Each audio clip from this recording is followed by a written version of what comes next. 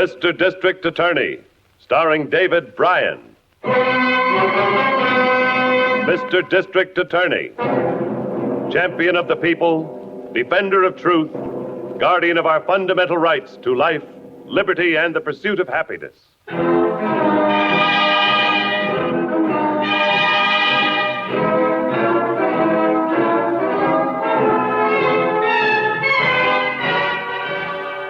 And it shall be my duty as district attorney not only to prosecute to the limit of the law all persons accused of crimes perpetrated within this county, but to defend with equal vigor the rights and privileges of all its citizens.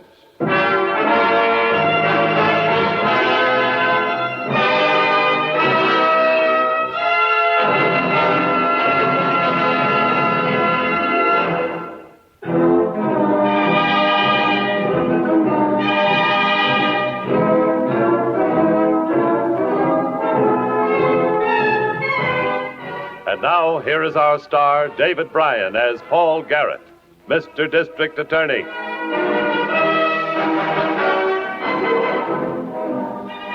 The district attorney knows that crime is no respecter of social position. It can strike in the slums of the city, or it can strike, as this case did, in the vast and wealthy estates in the suburbs. The time is 1:37 a.m., and Howard Morton, a wealthy industrialist, is awakened from his sleep by the sound of his daughter screaming. Daddy! Daddy, help me! Help me! Honey, what's the matter? Bob. He's dead, Daddy. He's dead. Wow. Dead? What happened to him? Connie, get hold of yourself. What happened? I'm frightened, Daddy. There was a man with a bandana over his face. Where, Connie? Where? The old road near the lake. We were parked there listening to the music on the car radio. When all of a sudden... Oh, it was horrible. Sit down. Sit down while I call the police. Then you'd better have a doctor. Get something for your nerves. He tried to hold us up. Bob had a gun in the car. They fought for it. Operator, get me the police. I want to report a murder. Oh, Daddy. Daddy. Connie! Connie! Walters! Meade! Wake up, somebody! Wake up! Wake up!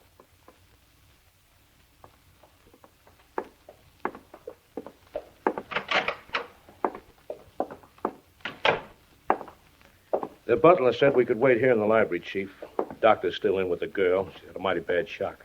She tell you where the killing took place, Harrington? Yeah, one of the old roads down by the lake, over in the state park. I've got 3 squads beating around the lake roads now. They'll call us as soon as they find the body. Now, what time is it? Almost 5 a.m. Be getting light in half an hour. If the girl can't talk to us soon, we'd better get over to the lake with the men.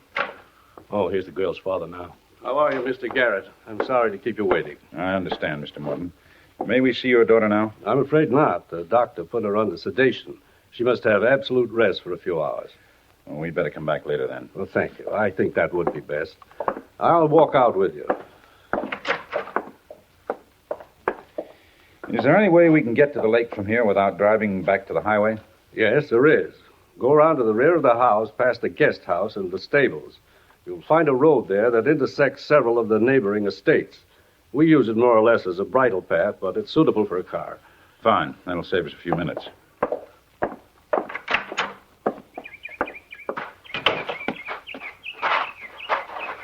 What time was it when your daughter got home, Mr. Morton? Just a minute or two before I made my call to the police. A little past 1:30. I'd only been in bed about an hour. The servants locked up at about 12:30. Remember, behind the house and past the stables.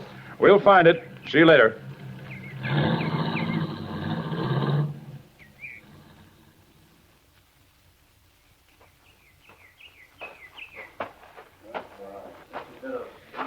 Well, Harrington, Ma Brady must have been standing right beside his car when he was killed. Tire tracks are pretty heavy where the car was parked. Yeah. I only saw the Morton girl for a minute before the doctor got to the house. Couldn't make much out of what she was saying, but I gathered that Brady was killed with his own gun. How come? Well, one of the servants told me that Brady carried an automatic in the glove compartment of his car. guess it was robbery, all right, though. Brady doesn't seem to have a cent on him. No wallet, no wristwatch, nothing. Yeah, no doubt about the motive. Well, I guess we can have the body moved into town. Somebody will have to notify his folks. Yeah. Keep a squad of men out here, though. What do you want them to do? Beat the brush and look for Brady's gun. While they're looking, we can follow this extra set of footprints, see where they lead. Yeah. Hey, you fellas. Comb this area. Find that gun. Okay. Tracks head this way.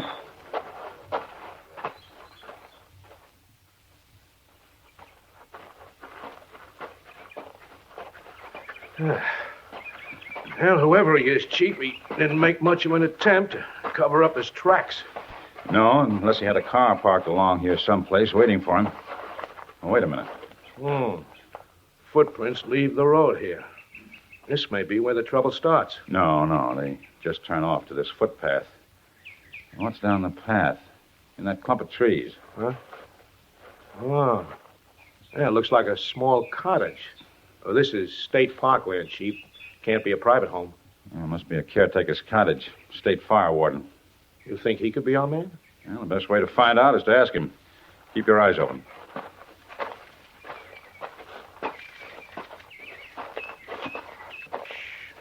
Come into the cottage. It isn't even 7 a.m. yet. He was out late last night. Might still be asleep. Take a look through the windows. Yeah, he's there all right, Chief. Yes. He may still have Brady's gun tucked under his pillow someplace. Let's see if we can take him before he wakes up. Easy.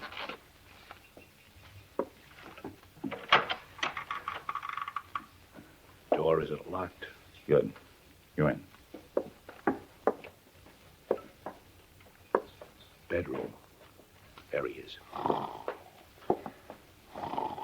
Covered.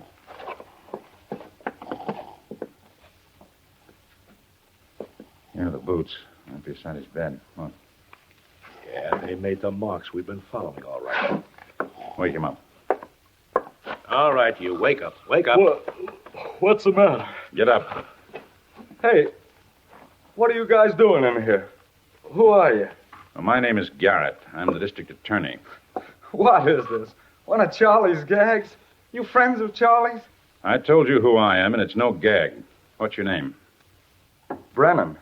Mike Brennan. What's the Let matter? us ask the questions, huh, mister? Where were you last night, Brennan? In town to a movie. Why? Anybody see you in there? Friend named Charlie Ridgway. We ate together. Anybody else? Clerk at Walton's Photo Supplies. I picked up a gallon of developing solution. I take a lot of pictures to my own developing. There's the solution on the table. You'll find the bill for it in that paper sack. What time did you start back from town, Brennan? Got the last bus out this way at midnight. Dropped me off out at the highway about 12:30. About a half-hour walk from there to here. You see anybody after you left the bus at the highway? Why, yeah. Yeah, come to think of it, I did. I saw a fella and a girl on the old road coming through the woods. I passed their car. Thought maybe somebody had had a breakdown. I looked inside, but there wasn't anybody in the car. Then I walked on a little further, and I met them, walking too. I asked them if they were having any trouble, and Go ahead. they said no, so I left. Better get dressed, Brennan. You're coming with us. But why? What have I done? If you don't know, you'll find out later. If you do know, we don't have to tell you. Watch him, Harrington. I'm going to look around for that gun. A gun? You heard him, mister. A gun. Just like the one I'm pointing at you. So get dressed and no tricks.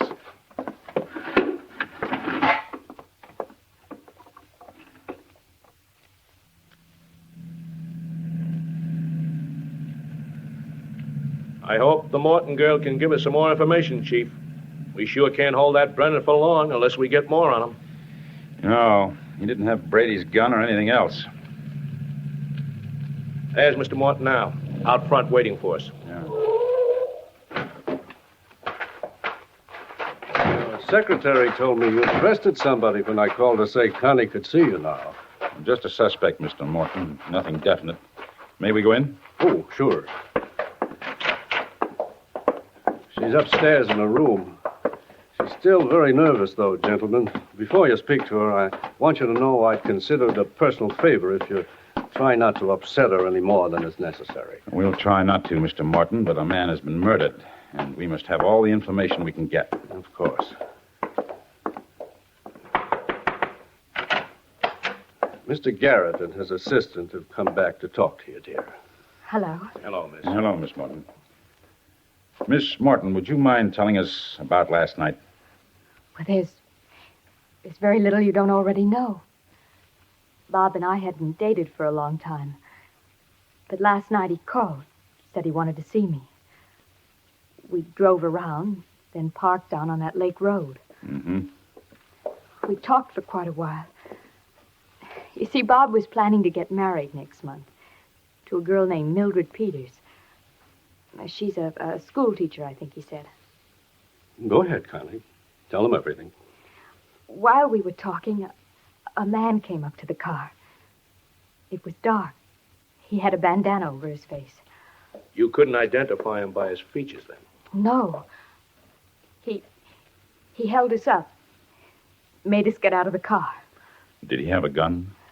I'm not sure. He had something in his hand. I don't know what. I was too frightened. He took Bob's wallet and his wristwatch. And then he told us to stay right where we were. And he didn't take anything from you? Oh, yes. Yes, he took my purse. And then what happened? Well, all of a sudden, Bob made a dash for the car. He got his gun from the glove compartment. But the man was right after him. They fought. The other man got the gun. And then he shot Bob and ran away. Gentlemen, if you don't mind, I think... Just a minute, please, sir. Miss Morton, what were you wearing last night? Just a plain blue taffeta dress. It's right there on the chair. No topcoat? It was a warm night. You were in bed when your daughter drove home, Mr. Morton. Yes, I told you. I turned in about 12:30. Servants go to bed, too? Same time I did. I watched them locking up. All right, Harrington. We'd better run along. We can find our way out. Goodbye.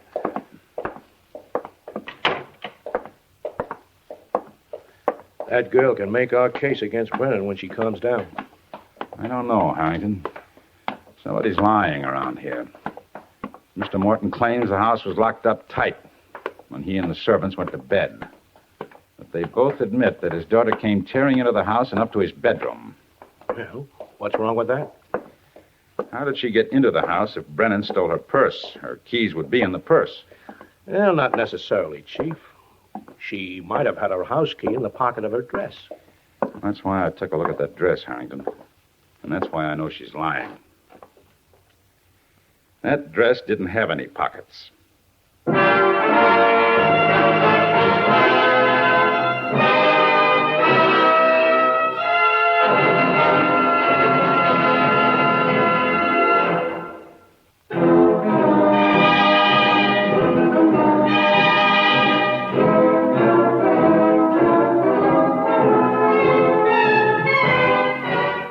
And now back to David Bryan, starring as Paul Garrett, Mr. District Attorney.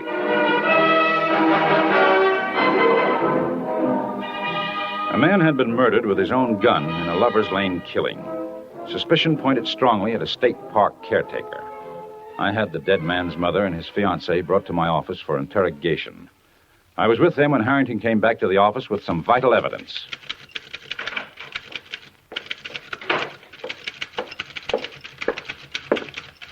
Hello, Harrington. Hi, Miss Miller. Chief in his office? Yes, Brady's mother's with him and Miss Mildred Peters. Peters. Oh, that must be the school teacher Brady was going to marry. Probably. She looked like she'd been doing a lot of crying. What's that you got? Well, fingerprints. Nice matching set. Lab crew lifted this set from the door of the death car. And we took this set on Brennan when we booked him. You're identical, all right. Yeah, Brennan's our boy. This ties it on him, but good. I wonder if the chief wants me in there. You don't want to see those. Go ahead. Yeah. The only boy I had left. Brother died 6 years ago. Oh, excuse me, Mrs. Brady. Come in, Harrington. Sit down. I thought you might want to see these right away, Chief. Please, Mother Brady, try to calm down. Mr. Garrett needs our help. I'm sorry. That's all right. This is Mr. Harrington, my assistant. Harrington, this is Mrs. Brady, and this is Miss Peters. How do you do? How do you do? Now, Miss Brady, how long did you say it had been since your son had been out with Connie Morton? Before last night, I mean. 6 months. I thought it was all over between them. I thought she'd leave him alone when she knew that he and Mildred were going to be married. Did he brood about her much during the time they stopped going out together? No. He knew it was for the best. She was spoiled. She never really wanted him. Until she found out he was planning to marry Mildred. Do either of you have any idea, then, as to why he called her and asked her to see him last night? He didn't call her. She called him. You're sure of that? I was there when he answered the phone. He didn't want to go. She must have been insisting, because after a while he said all right, he'd meet her just once. For the last time. Well, it was the last time, all right. Well, thank you, ladies. That'll be all for now. You've helped a great deal. Goodbye. Bye. Is it true what the newspaper reporters told us when we were coming in, that you've arrested the killer? Well, I wouldn't count on that just yet. You will be informed. Thank you. I don't get you, Chief. Why did you say that? Those fingerprints on Brennan, you've got enough to get an indictment for murder right now. I can get more than an indictment with them, Harrington. I can get a conviction. But I don't like convicting the wrong person. Now, let's go down to the lab. I want to set up the mug shots they made of Brennan when he was booked.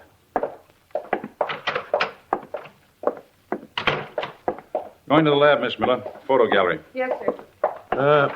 What do you want Brennan's picture for, Chief? I want Connie Morton to look at them. See if she can make an identification.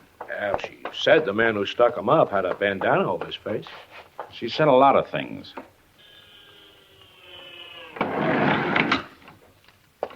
Basement, please, Marty. Was a bandana found in Brennan's clothing out at the cottage? Yeah. He says he wore it around his neck. Lots of guys who work outdoors do wear him, you know.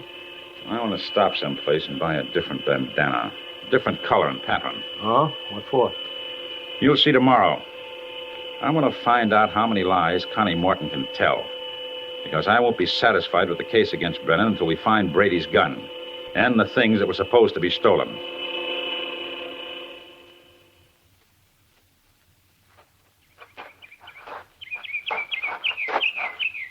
Miss Morton must be feeling a lot better this morning if she's out at the stables. Yeah, a lot better. There she is now, over in the ring. Hey, what's she doing? Working out a jumper. All right, Caesar. Now back again. Over. Walk at a jump, will you? I'll teach you. When I want you to jump, you'll jump. Take it easy with that horse. Oh. Mr. Garrett. Mr. Harrington. I didn't see you. Glad to see you recovered from your shock. I had to find something to occupy my mind. Jeffries, get Caesar out of the ring and unsaddle him. We can talk at the house. I thought working Caesar might relax me. I've got him entered in the garden show next Sunday. Be nice if the horse lives that long, the way you use a whip. It happens to be my horse and my business, Mr. Garrett. What do you want? A little help. We may have the man who killed Bob Brady. So the reporters told me. A park worker named Brennan. News gets around, doesn't it? Here's a photograph of him. Is he the man? He could be. He looks like the one. Well, what do you recognize? The scar on his chin? Yes. No, I mean no. His face was covered. Uh-huh. With a bandana. We found one on Brennan. Was this the bandana you saw? Well, it was dark. But it was just like that one. I see. Well, thank you. Come on, Harrington. Is that all you wanted to know? Yes. That's all for now. Well, She took the bait on that bandana, all right, Chief. It's nothing like the one Brennan was wearing. I know. Hey, isn't that a Central Division car coming up the drive? Yes. Well, that's Miss Miller with the driver. Wonder what's up to bring her out here. Oh, Mr. Garrett. I'm glad I got here before you left. What is it? This letter. Came in the morning mail about 5 minutes after you left the office. I thought you'd want it right away. Look at this, Harrington. Ah, hand-printed on cheap stationery. Addressed to you. Look in crevice of oak tree 50 yards behind Brennan's cottage. That's it.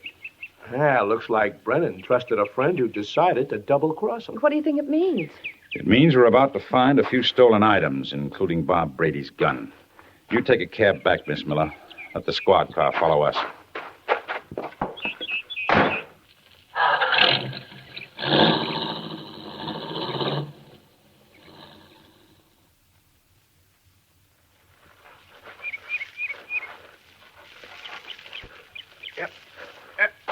Something else in here if I can get my fingers on it.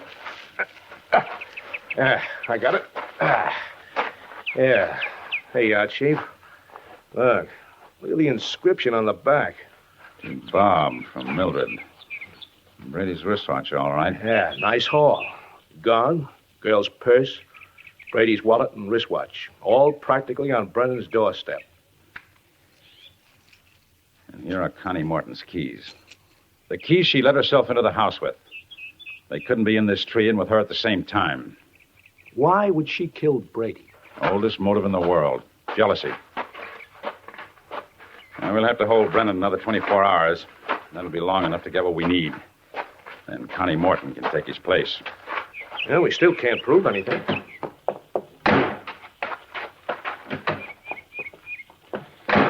We'll have enough when I send that anonymous note through the lab for handwriting analysis. But the note isn't written. It's hand-printed. There'll still be similarity in letter formations. We can compare them against Connie's printing. Where are you going to get your sample to compare? The registration blank she sent to the horse show to enter her mount for the jumps. Ever see one of those applications? No. They say, please print.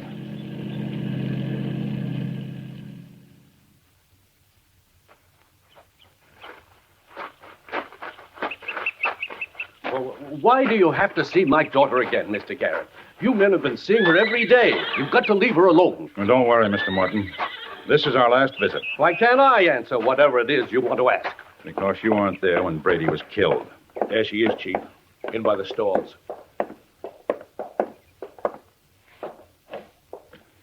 Mind if we come in, Miss Morton? Or would you rather come out? What do you want this time?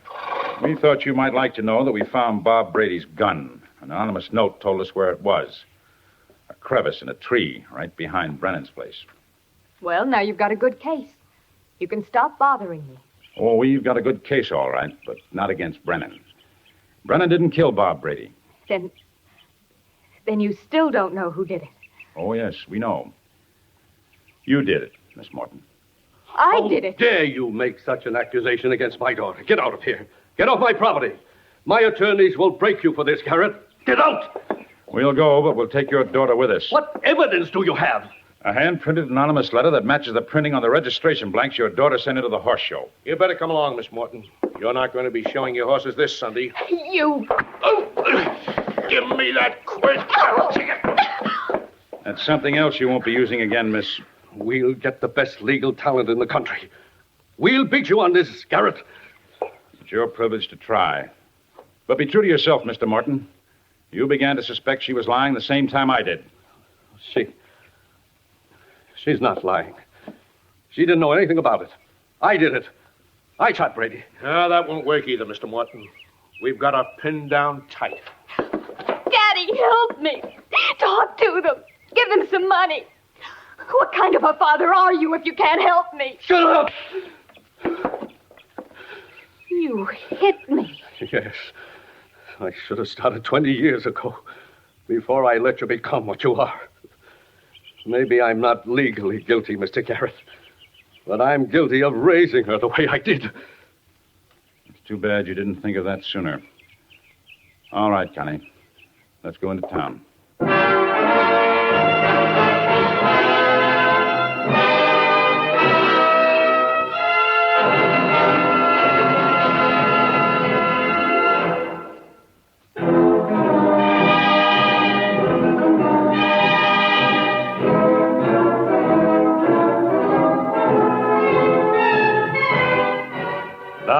here's the star of Mr. District Attorney, David Bryan, with a word about the program you have just heard.